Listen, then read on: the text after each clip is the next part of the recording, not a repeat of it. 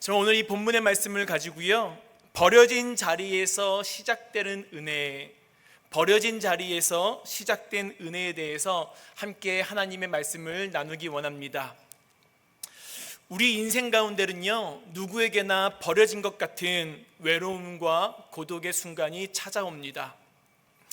예를 들어서 가정에서도 그런 순간들이 있지요. 부부 사이가 멀어지고 자녀가 부모의 마음을 이해하지 못할 때, 같은 집에 살고 있어도 나 혼자 살고 있는 것 같은 외로움을 느낄 때가 있습니다. 또 부모가 자녀에게, 자녀가 부모에게 마음을 닫아 상처를 줄 때도 있습니다. 가정에서뿐만 아니라 직장과 사회에서도 그렇습니다. 열심히 일을 해도 인정받지 못할 때 나는 필요 없는 사람인가 하는 생각에 공허함에 빠질 때도 있습니다. 비즈니스가 어려워지고 일터에서 소외당하며 함께 일했던 사람들도 떠나가고 그 외로움 가운데, 절망 가운데 살아갈 때가 있습니다. 병상에서도 우리는 외로움을 경험하지요. 가족이 옆에 있어도 그 고통과 두려움은 결국 홀로 감당해야 하기에 나이가 들고 사회적 역할을 잃어버리게 되면서 또한 함께했던 사람들이 하나 둘씩 세상을 떠나는 현실이 얼마나 쓸쓸하게 다가오는지 모릅니다. 소망공동체 신방을 하면요, 이젠 나이가 들고 육체적인 연약함으로 더 이상 교회에 나올 수 없는 성도님들께서 이제 아무것도 할 수 없고 교회에도 갈 수 없는 내 삶이 마치 버림받은 것 같다라고 말씀하실 때 참 그 이야기를 듣는 제 마음도 참 슬프게 여겨집니다. 여러분도 혹시 이런 마음이 드신 적이 있습니까? 내 삶이 버려진 것 같고 아무도 나를 이해하지 못하는 것 같고 심지어 하나님마저 나를 외면하신 것 같은 그런 외로움과 고통 가운데 살아가는 분들도 계실지 모르겠습니다. 하지만 우리뿐만 아니라 성경에도요, 우리처럼 버려진 것과 같은 절망과 외로움 가운데 살아간 인물들이 참 많습니다. 이 시간 몇 사람을 한번 살펴보기 원하는데요, 먼저 모세를 한번 생각해 보십시오. 모세가 태어났을 때 바로 왕은 모든 히브리 남자 아이들을 죽이라는 명령을 하게 되고, 모세의 부모는 마지막 희망으로 아기를 갈대 상자에 담아 나일강에 뛰어보냅니다. 찬바람이 부는 강 위에 흔들리는 상자 안에 홀로 있는 모세, 인간의 눈으로 보면 살아남을 가망이 전혀 없는 완전히 버림받은 존재이지요. 요셉도 그렇습니다. 형들의 미움과 질투로 인해 구덩이에 버려지고 애굽의 노예로 팔려가게 되고 또 주인의 집에서 충성을 다해 일을 했지만 억울한 누명으로 감옥에 갇히게 되지요. 그는 가족에게도 버림을 받았고 사회적으로도 버림을 받았습니다. 또 혈루증으로 고통받던 여인이 있지요. 자신의 병과 사람들의 좋지 않은 시선 속에 가족과 공동체로부터 완전히 고립된 채 12년의 시간을 매일 고통과 외로움 속에 살았습니다. 또한 사회적으로 버림을 받은 사람을 생각해 보면 우리는 삭개오를 생각할 수 있습니다. 삭개오는 세리장이라는 직업 때문에 사람들로부터 미움과 조롱을 받았고 진정한 친구도 신뢰할 만한 관계도 없이 참 외로운 삶을 살았습니다. 마지막으로 살펴보면 맹인 거지 바디메오와 베데스다 연못의 병자들도 마찬가지죠. 바디메오는 길가에 버림받아 사람들에게 무시당하며 구걸하며 그의 인생을 살아왔고, 베데스다 연못 병자들 가운데는 38년이라는 오랜 시간 동안 아무런 희망과 소망도 없이 누워서만 지내야 했던 사람도 있었습니다. 이 모든 사람들을 생각해 보면요, 인간적으로는 버림받고 외로움과 고통 가운데 삶을 살아야 하는 공통점들이 있지만 또 한 가지의 공통점을 찾아보면 그 버림받은 자리마다 하나님께서 먼저 그들을 찾아오셨다는 공통점이 있음을 우리는 잘 알고 있습니다. 마치 오늘 본문 말씀에서 하나님께서 버려진 예루살렘을 찾아오신 것처럼 말입니다. 오늘 본문 에스겔 16장 5절을 보면 하나님께서는 예루살렘을 버려진 아기로 비유하고 계십니다. 왜 하나님은 예루살렘을 이렇게 비유하셨을까요? 저는 한 구절의 말씀을 통해 발견할 수 있는 것은 에스겔 16장 2절은 이렇게 말씀합니다. 인자야 예루살렘으로 그 가증한 일을 알게 하여. 예루살렘이 하나님 앞에서 행한 가증한 일, 이 단어는 원어적으로 보면 역겨운 일로 번역할 수 있는데요, 예루살렘은 하나님께 선택받은 도시였지만 점점 하나님과의 언약을 잊어버리게 되고 그들의 욕심과 편리함을 따라, 즉 하나님이 없는 삶을 살아가게 됩니다. 제사는 드리지만 그들의 마음에는 하나님이 없고 하나님을 떠나게 되고 우상을 섬기는 가증한 일, 역겨운 일을 그들이 행하게 되지요. 에스겔 16장 15절 이후의 말씀을 보면 그들이 우상 숭배와 음행으로 하나님 앞에 얼마나 가증하고 역겨운 죄악을 행하였는지 볼 수 있는데, 이것은 단순한 종교적 타락이 아니라 사회적, 문화적 타락까지 이어지는 심각한 죄악임을 성경은 말씀하고 있습니다. 하나님은 이러한 예루살렘을 버려진 아기로 비유하고 계시죠. 에스겔 16장 4절은 이렇게 기록되어 있습니다. 내가 난 것을 말하건대 내가 날 때에 내 배꼽줄을 자르지 아니하였고 너를 물로 씻어 정결하게 하지 아니하였고 내게 소금을 뿌리지 아니하였고 너를 강보로 싸지도 아니하였다라고 말씀합니다. 아기가 태어났을 때요, 반드시 이루어져야 하는 4가지의 단계가 있습니다.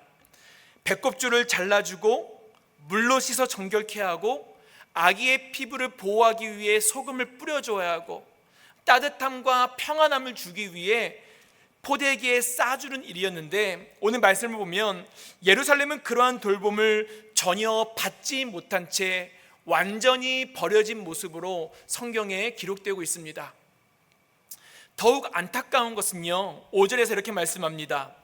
아무도 너를 돌보아 이 중에 한 가지라도 내게 행하여 너를 불쌍히 여긴 자가 없었으므로 내가 나던 날에 내 몸이 천하게 여겨져 내가 들에 버려졌느니라.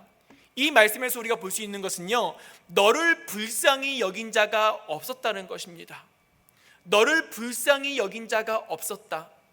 이 말씀은 어느 누구도 돌보거나 관심을 가져주지 않는 완전히 홀로 버려진 비참함을 말씀하고 있는 것이죠. 그런데 이 비참함과 절망의 한가운데서 하나님은 놀라운 말씀을 선포하시는데요, 우리 6절의 말씀을 함께 읽어보겠습니다. 읽겠습니다. 시작. 내가 내 곁으로 지나갈 때에 내가 피투성이가 되어 발짓하는 것을 보고 내게 이르기를 너는 피투성이라도 살아있으라. 다시 이르기를 너는 피투성이라도 살아있으라 하고, 이 말씀에서 놓치지 말아야 할 3단어가 있는데요, 첫 번째는 지나셨고, 두 번째는 보셨고, 세 번째는 외치셨다는 것입니다. 하나님은 그 피투성이 아기의 곁으로 지나시면서 그리고 그 아기를 보시고 2번이나 이렇게 외치십니다. 너는 피투성이라도 살아있으라. 너는 피투성이라도 살아있으라. 이 말씀은 단순히 견뎌라, 버텨라, 힘내라, 살아내라, 그 말씀이 아닙니다. 이 하나님의 말씀, 너는 살아있으라, 너는 살아있으라, 이 말씀에는요, 하나님의 회복이 있고 하나님의 소망이 있고 하나님의 회복이 있는 말씀임을 우리는 기억해야 하는 것입니다. 이런 말이 있습니다. 끝이라 생각되는 곳에서 하나님은 새로운 문을 여신다. 끝이라 생각되는 곳에서 하나님은 새로운 문을 여신다.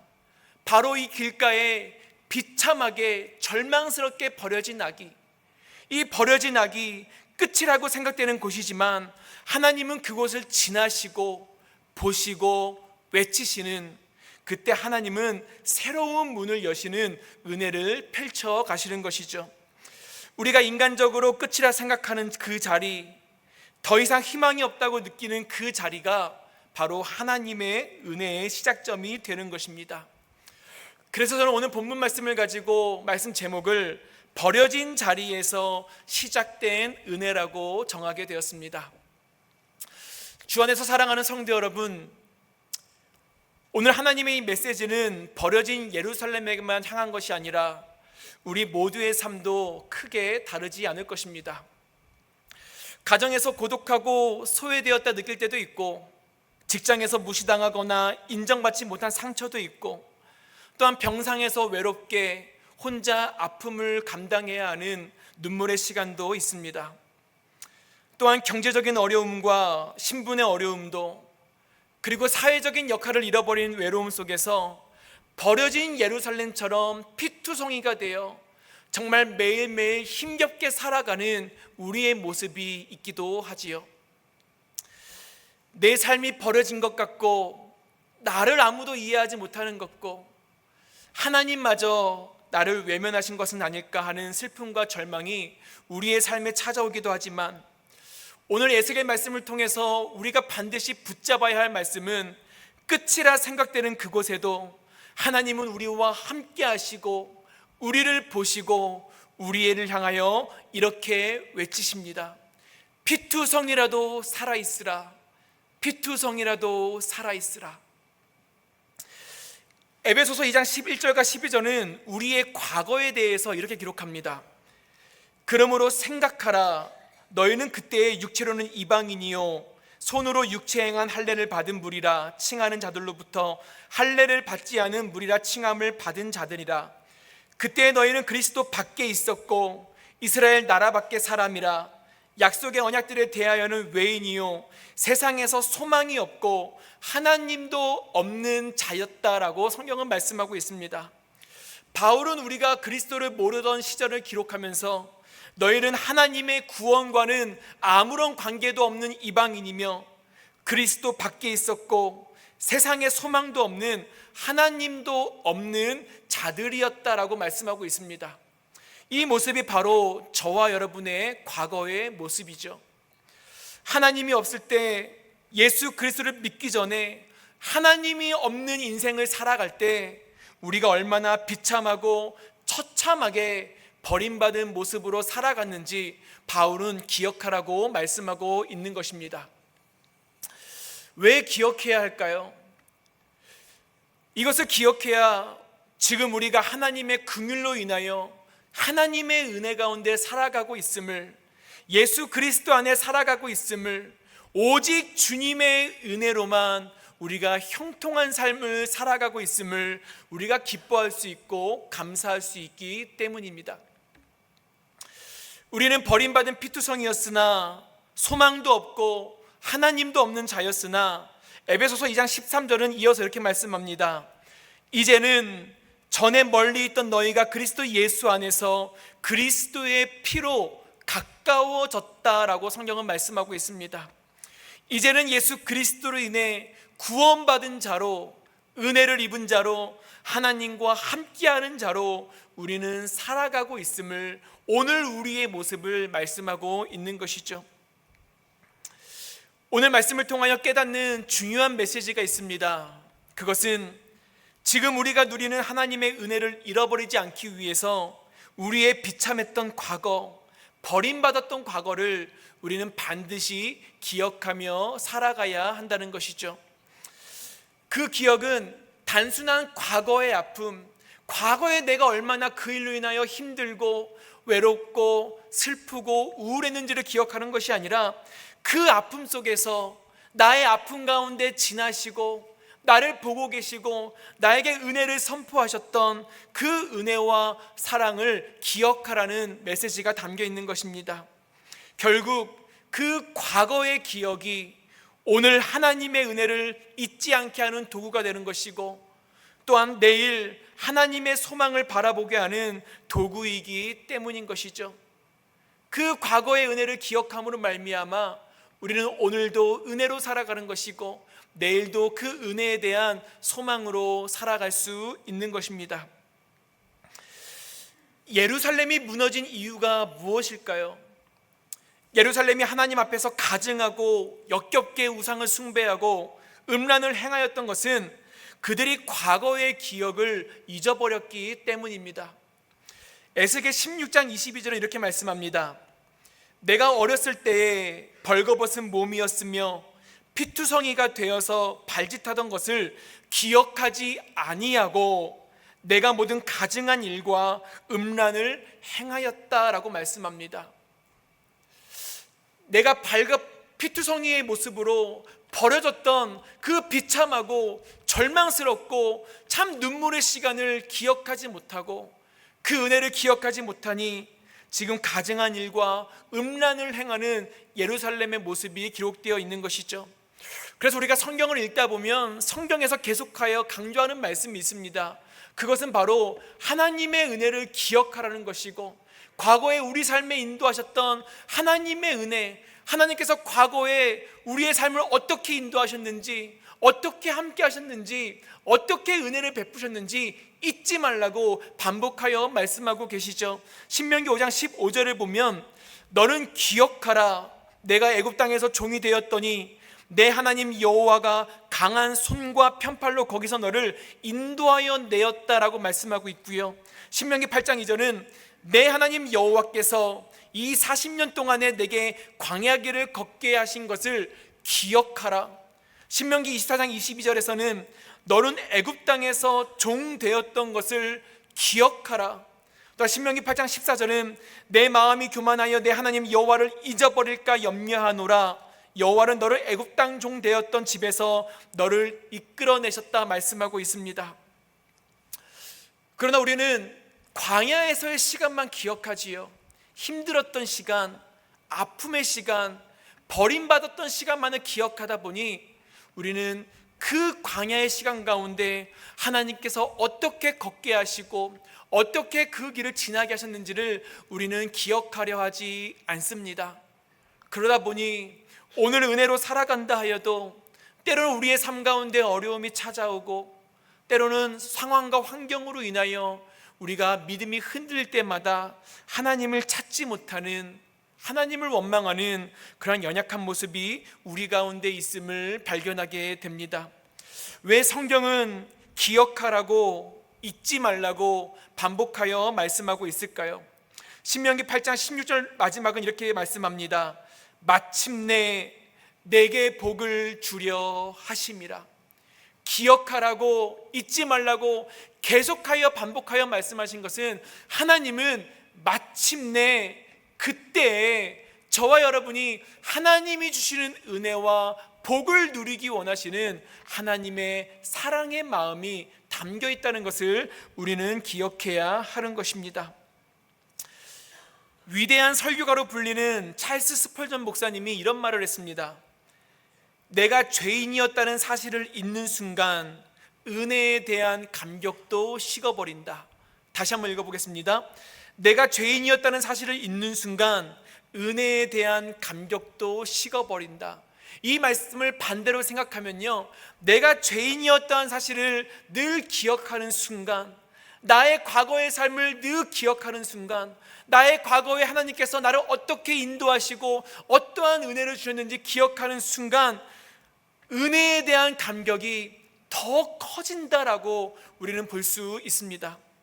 내가 세상에서 소망이 없었고 하나님 없는 삶을 살던 버림받은 자였고 내가 죄인 중에 괴수였음을 잊지 않고 기억해야 지금 나에게 베풀어 주신 하나님의 은혜가 얼마나 크고 놀라운 사랑인지를 우리는 깨닫고 감사하는 삶을 살아갈 수 있는 것이죠.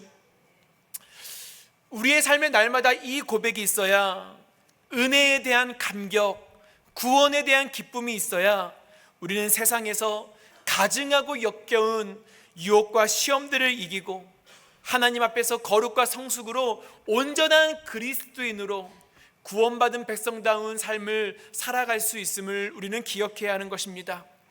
그래서 다윗은 내가 하나님 앞에 죄인임을 깨닫게 되면서 죄로 인하여 하나님 앞에 버림받을 두려움에 이렇게 간구하지요. 주의 구원의 기쁨을 회복하여 주옵소서.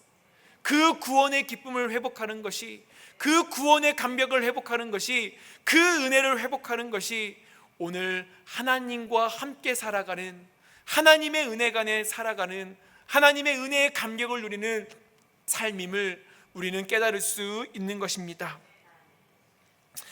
신방을 하면서 성도님들의 삶의 이야기를 듣게 되면요, 정말 눈물 없이 들을 수 있는 간증들이 참 많습니다.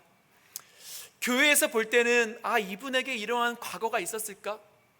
이분에게 이렇게 어려운 일이 있었을까 생각하지도 못했지만 삶의 자리에서 이야기를 들어보면요, 정말로 눈물 없이 들을 수 없는 이야기들이 참 많습니다.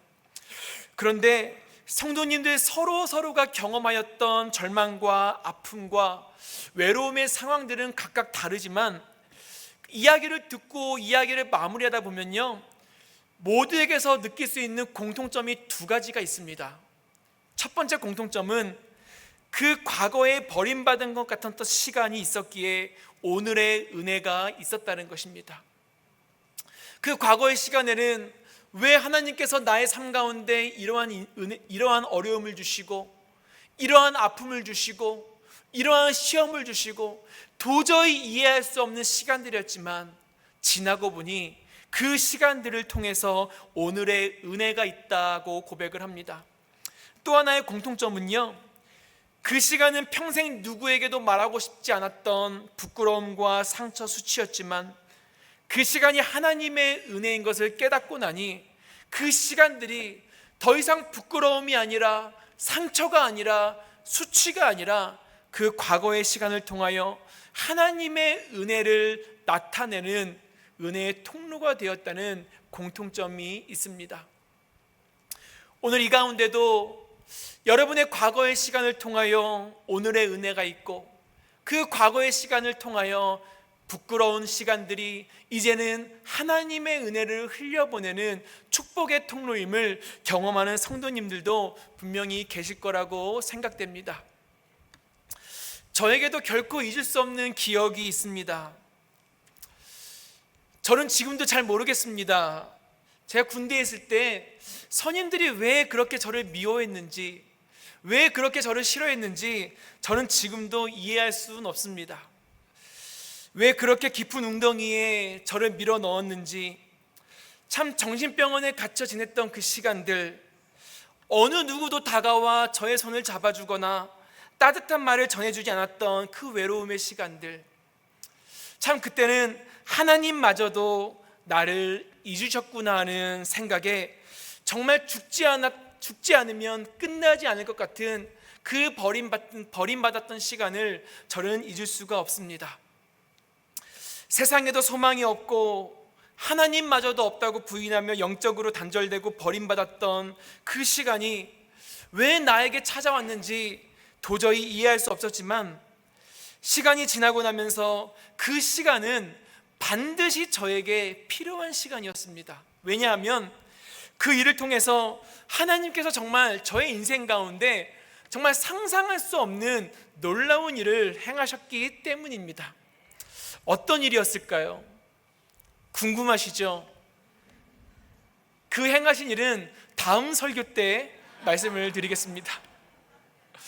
중요한 것은 오늘 말씀에 버림받은 예루살렘처럼 아무도 저를 불쌍히 여기지 않을 때 하나님은 저의 곁을 지나셨고 하나님은 저를 보고 계셨고, 그리고 하나님은 지나시고 보고 계신 것으로만 끝나는 것이 아니라 저에게 2번이나 이렇게 말씀하셨다는 것입니다. 피투성이라도 살아있으라, 피투성이라도 살아있으라. 그 말씀은 저에게 회복의 선언이었고 소망과 생명의 재발견이었으며 은혜의 시작이 되었음을 저는 지금도 기억합니다. 그렇기 때문에 저는 그 과거의 시간을 결코 잊을 수가 없습니다.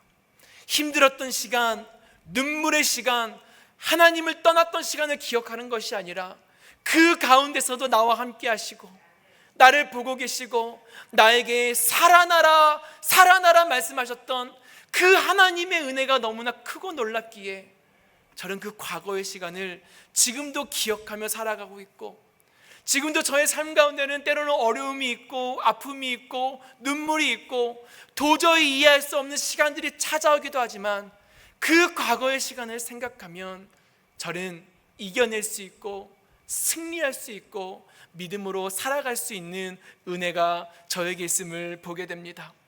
사람들은 그 시간이 저에게 부끄러운 과거라고 말할 수 있습니다.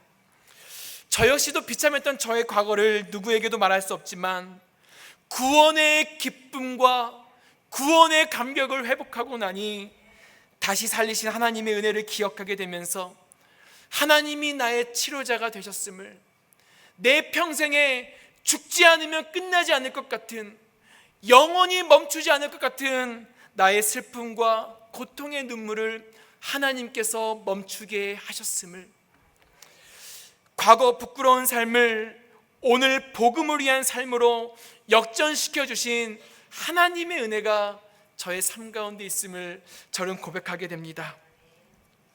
주 안에서 사랑하는 성도 여러분, 저뿐만 아니라 우리 모두 그 은혜를 경험하고 오늘 그 은혜로 살아갑니다. 버림받은 외로움과 고통 속에 살아야 했던 성경의 인물들도 그 은혜 가운데 살아갔음을 우리는 잘 알고 있지요. 앞에서 이야기했던 갈대 상자에 담겨 강물에 흘러가던 모세, 출애굽기 2장 5절을 보면 바로의 딸이 그를 보고 건져 살려내는 은혜가 있었습니다. 인간의 눈으로 보면 이미 끝날 것 같았던 순간이었지만 하나님께서 모세를 보시고 그의 생명을 붙드신 것이죠. 요셉 역시도 구덩이에 버려지고 노예로 팔려가고 감옥에 갇혀버리는 버림받은 삶을 살았지만 하나님께서 그의 길을 인도하셨고 결국 큰 구원과 회복의 길로 그를 이끄셨음을 우리는 잘 알고 있습니다. 성경을 보면 요셉은 참 멋진 그의 신앙을 고백합니다. 창세기 45장 8절 말씀 보면 그런즉 나를 이리로 보낸 이는 당신들이 아니요 하나님이시라. 그가 버림받은 인생이었지만 그 가운데서도 하나님이 나의 곁에 계셨고 나를 보셨고 나를 살려주신 은혜를 그가 알기에 나를 이리로 보낸 이는 당신들이 아니라 하나님이라는 정말 멋진 믿음의 고백을 할 수 있는 것이죠. 저도 그렇고 여러분들도 이러한 고백을 하는 줄 믿습니다. 과거의 시간들을 돌아보면 눈물이 있고 슬픔이 있지만 그 과거의 시간들이 오늘의 은혜임을 믿고 보니 그 시간을 허락하신 것은 하나님이심을 우리도 고백하며 살아가게 되는 것이죠. 또한 12년 동안 병과 사회적 소외 속에서 살아야 했던 혈루증 여인, 예수님께서 그녀를 보시고 이렇게 선포하십니다. 마가복음 5장 34절 말씀에 딸아 내 믿음이 너를 구원하였으니 평안히 가라 내 병에서 놓여 건강할지어다 말씀하시죠. 사람들의 시선을 피하여 예수님을 보기 위해 나무에 올라간 삭개오, 예수님께서 먼저 그를 쳐다보시고 이렇게 말씀하십니다. 누가복음 19장 9절 말씀에 삭개오야 오늘 구원이 너희 집에 임하였다라고 선포하십니다.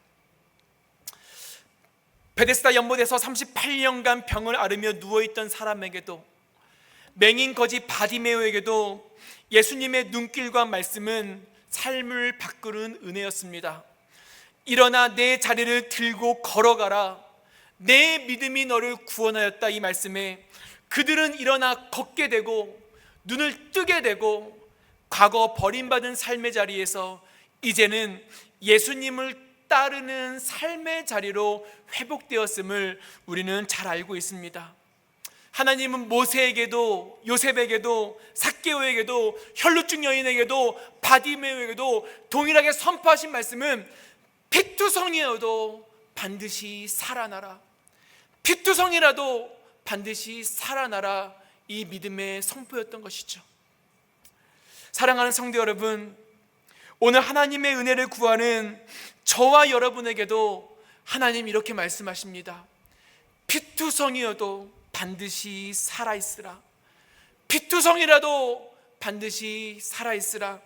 오늘 이 하나님의 선포에는 여러분을 향한 회복과 소망이 있고 치유가 있고 하나님의 은혜가 있음을 믿습니다.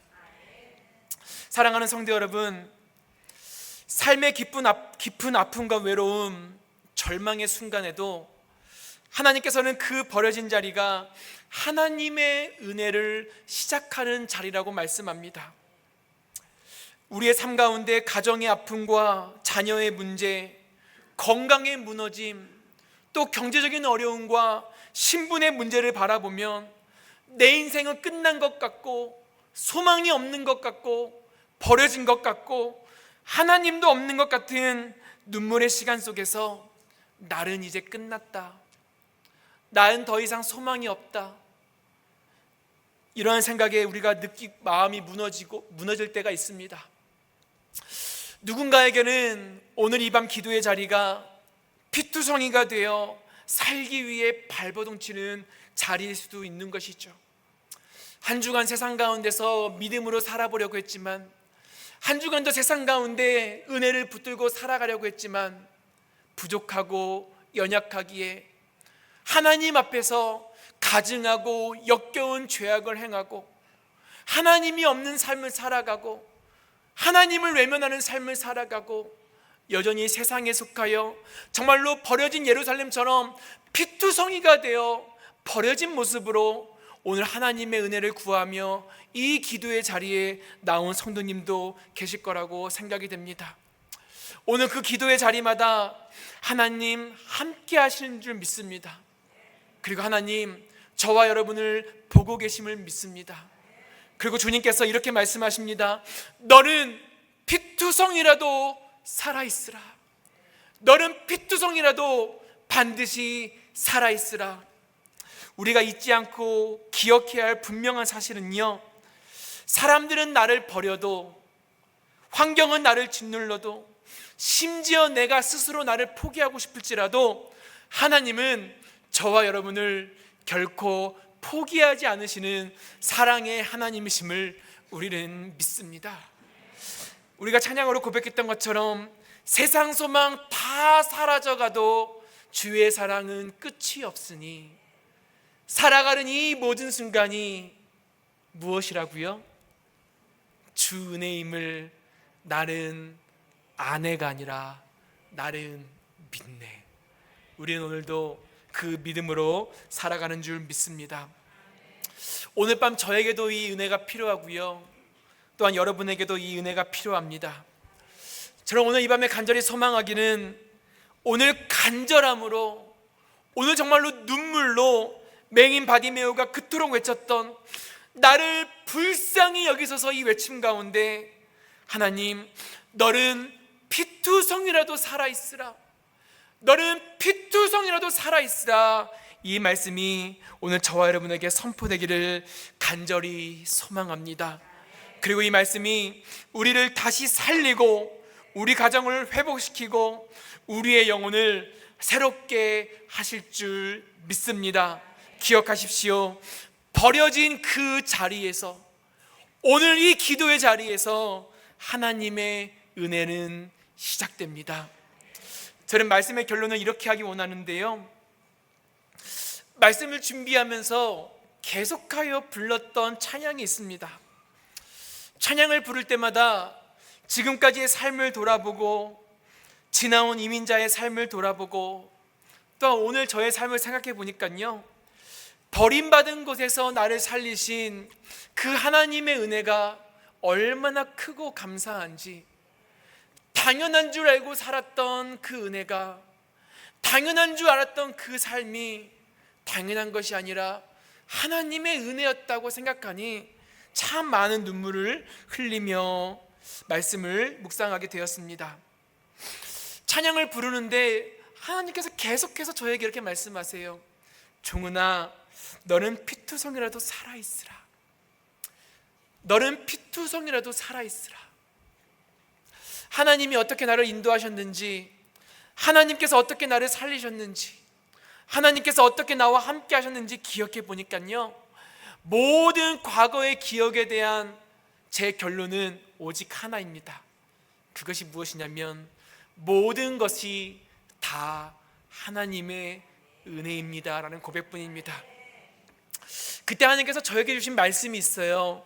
시편 27편 1절의 말씀인데요, 우리 같이 이 말씀 한번 읽어보겠습니다. 읽겠습니다. 시작. 여호와는 나의 빛이요 나의 구원이시니 내가 누구를 두려워하리요.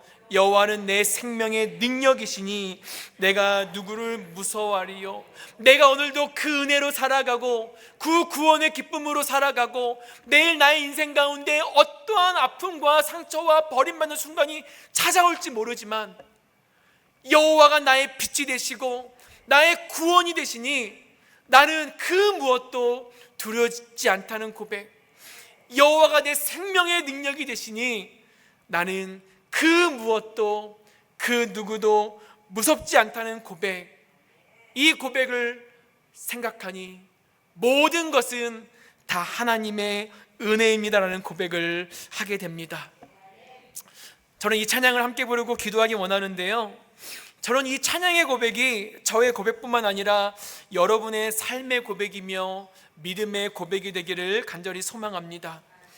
그리고 찬양하는 가운데 하나님께서 여러분에게 외치시는 피투성이라도 살아있으라, 피투성이라도 살아있으라, 이 음성을 듣는 은혜가 있기를 간절히 소망합니다. 우리 찬양 부를 때요, 찬양의 가사 참 좋다, 찬양 참 좋네, 정말 이러한 생각이 아니라 정말 이 찬양이 하나님 나의 삶의 고백입니다. 나의 믿음의 고백입니다. 과거부터 오늘까지 또 내일 이어갈 하나님의 은혜를 생각해 보니까 정말 하나님은 나의 빛이시고 나의 구원이시고 내 생명의 능력이시고, 오늘 이 밤에 나를 향하여 너는 피투성이라도 살아있으라, 너는 피투성이라도 살아있으라, 이 찬양의 고백 가운데 이 음성을 듣는 은혜가 있기를 간절히 소망합니다.